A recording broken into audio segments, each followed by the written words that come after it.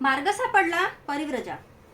सेनापती म्हणाला, तुमचे म्हणणे मान्य करणे कठीण आहे, कारण जरी तू देशांताची किंवा देशत्यागाची शिक्षा भोगण्यास स्वच्छेने तयार झालास तरी ही गोष्ट कौशलाधिपतीस समजणारच आणि तो असंच निष्कर्ष काढील की ही शिक्षा संघानेच दिली आहे आणि त्यामुळे तो संघाला जाब विचारेल. सिद्धार्थ गौतम म्हणाला, हीच जर अडचण असेल तर मी एक मार्ग सुचवितो. मी परिव्राजक होतो आणि हा देश सोडून जातो. तो एक प्रकारचा देशत्यागच होय. सेनापतीला वाटले की हा एक चांगला मार्ग आहे. तथापि सिद्धार्थाला हा मार्ग कृतीत उतरविता येईल किंवा काय याबद्दल त्याला अद्यापही शंका होती.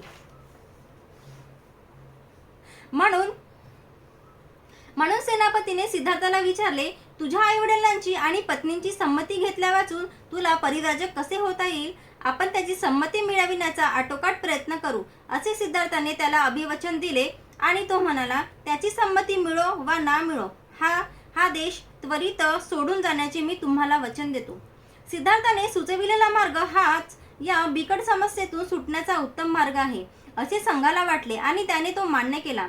सभेचे कार्य संपल्यानंतर संघसभा विसर्जित होण्यापूर्वीच एक तरुण शाक्य आपल्या जागेवर उठून उभा राहिला आणि म्हणाला, कृपा करून माझं म्हणणं ऐका.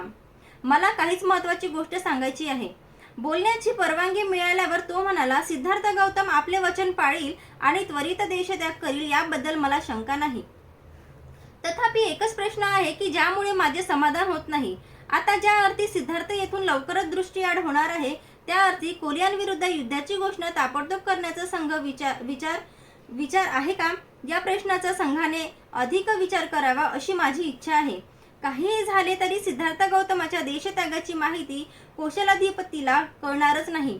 जर कोलियांविरुद्ध शाक्यांनी इतक्यात युद्ध पुकारले तर कोलियाची युद्ध करण्याच्या विरुद्ध सिद्धार्थ असल्यामुळेच त्याला देशत्याग करावा लागला असे कौशलाधिपतीला वाटेल.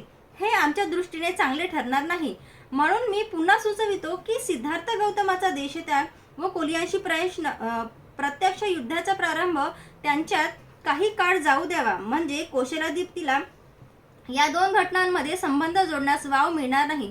संघाला पटले की ही फारच महत्वाची सूचना आहे आणि तत्कालीन निर्णयाच्या दृष्टीने ही सूचना स्वीकारण्याचे संघाने मान्य केले.